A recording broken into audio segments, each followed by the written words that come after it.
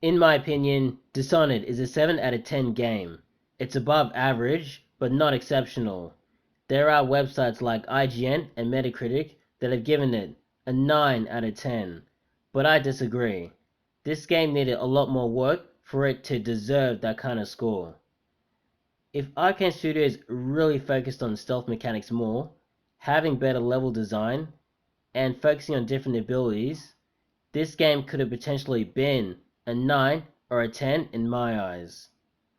Taking a look at some examples, in the second level, the High Overseer, just in general, the first part of this level is fine, making your way past the docks, but as soon as you get to Holger Square, everything goes downhill.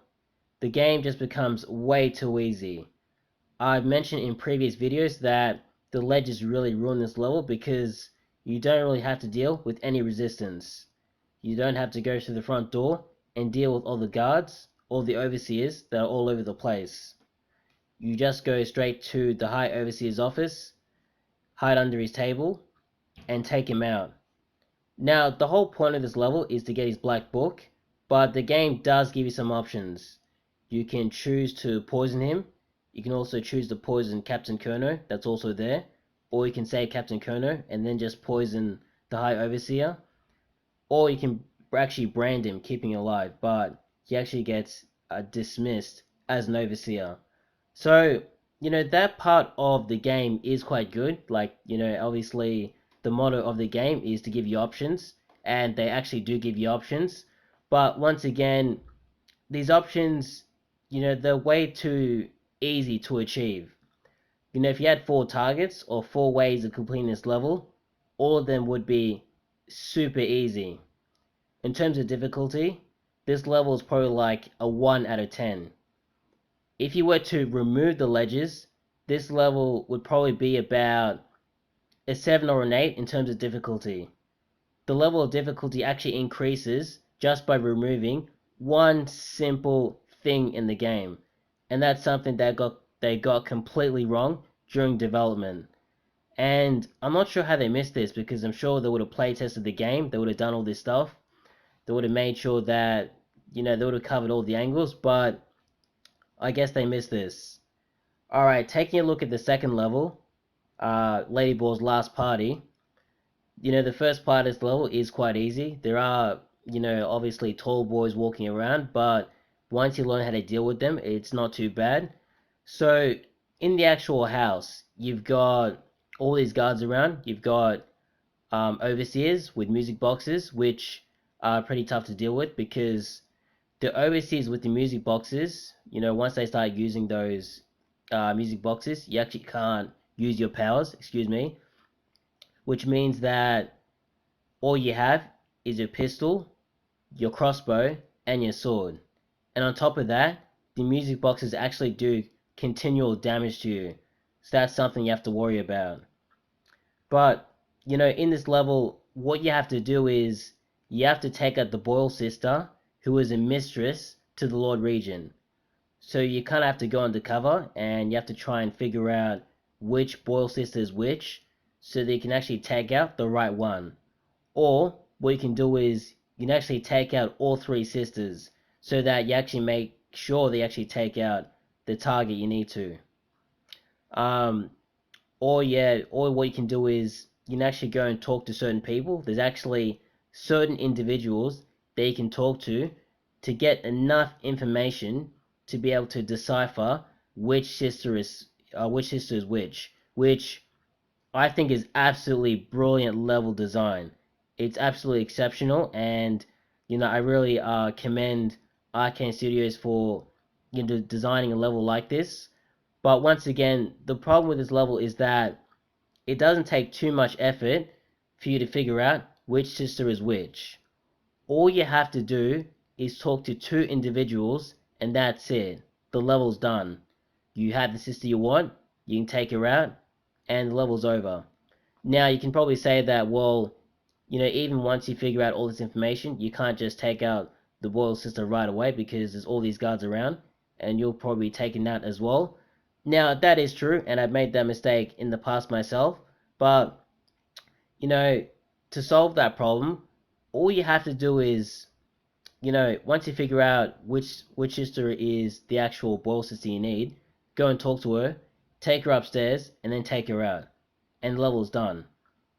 So once again, this comes back to level design, and I guess abilities don't really play a factor in this level because you can't really use abilities because of the music boxes and the overseas and stuff like that.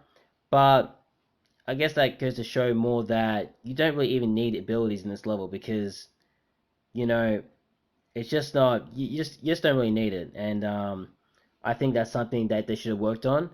Now, once again, this level is very good and it's really well planned and thought out, but the execution wasn't quite there. Looking at the last level, we have the Royal Physician. So in this level, you have to make your way through, um, Coldwind Bridge. You have to get past this area, and you have to get to where Anton Sokolov is. But the real issue with this level is that it's too linear. There's no twists and turns. There's no there's nothing that really surprises you. It's just one straight line. You're literally going from point A to point B. Now, most people would probably say that I'm just nitpicking and that I'm just complaining for the sake of complaining. But I think to have a good level, you need to have unpredictability. If something is just a straight line, there's no unpredictability. It's just you know exactly where to go, and it becomes quite boring. Also, the problem with this level is that I think it's good that there's quite a decent amount of guards so that there's always something to do when you go from one section of the game to another.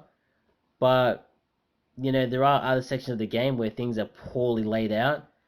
There is one particular section along Colwyn Bridge where there are multiple arc pylons, and you know if you're playing this game for the first time, you're going to be thinking to yourself, how the hell do I get past this level, past this section of the game? Because these arc pylons literally one shot you, and there's multiple of them in one place. So you basically have to strategically move yourself around the map and go into certain areas and maybe even do things you're not supposed to do in the game just to get past that initial section. Now, once again, people will probably say that is nitpicking. I think I mentioned that like probably 10 times already in this video. No, not that much, but you get the point. Also, by the time you actually get to Anton Sokolov, oh my god, I keep finding my words. By the time you get to Anton Sokolov, there's one guard guarding his tower that he's in. It's not a tower, but it's just a building that he's in. Now, this is a problem because Anton Sokolov is supposed to be a high profile person, so he should have multiple guards around him. Now, there is a section downstairs where there are guards down there as well, but actually around the building he's in, there should be multiple guards. Because all you have to do is blink up onto one of the buildings, take out the guard up there, and then go to Anton Sokolov. And you can bypass entire sections of this level just by doing that. Blinking onto, buildings, onto levels, and, you know, really just focusing on this point, you can bypass entire sections of this game just by blinking onto rooftops and onto certain platforms.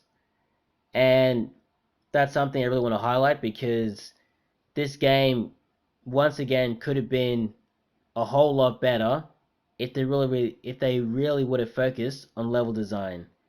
And you know, I'm not sure what more I can say.